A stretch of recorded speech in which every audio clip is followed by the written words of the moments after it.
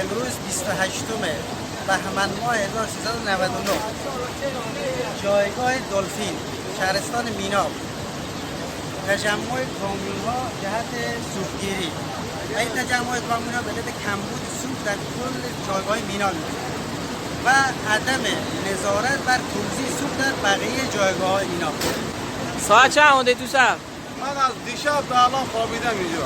ساعت چند؟ 10 شب. زن و بچه همه ول کردیم اومدیم تو صف.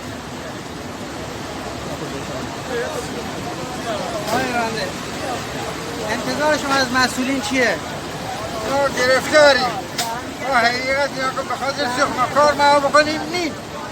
این صف نیابه همه کجا ملت کجا اصلا گازال هیچ پا به گازال هر کجا هرم نیست. هر جارم شلو خد گازالین ازش به دوی صورت هم بارم برده دارودون گازال میگیرم نحمده میتونم با بچه بکنید ساعت 10 شب من هندم جزان بچه بدم که هندم تو صف حالا یه بعد نگاه بکنید.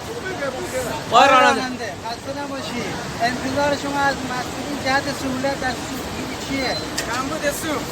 ما دیشه قال ساعت چند ساعت 10 شو ساعت 10 شو بخوابید تا این موقع زن و بچه خب ول میکردیم. آیا تا الان اعتراضتون به مسئولین رسوندین رئیس سمنایی یا نه؟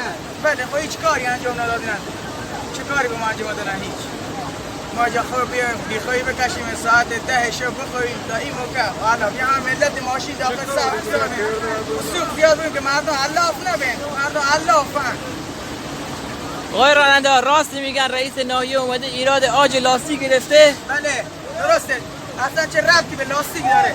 آج لاستیک چه ربطی به سوخت داره؟ ربطی به سوخت داره. گواهینامه چه ربطی به سوخت داره؟ لاستیک اصلا ربطی به اینو نداره. لاستیک چه ربطی داره؟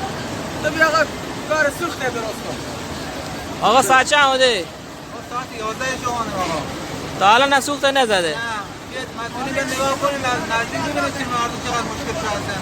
کسی به کسی نی آقا. چقدر مردم گرفتارن به واسطه گازال که بعد دارن بچه خود دارن. تا ساعت 11 اینجا بخواد چقدر کار کنه کجا برن کار کنه. و هر کسی مگه کسی نی به داد ملت برسه.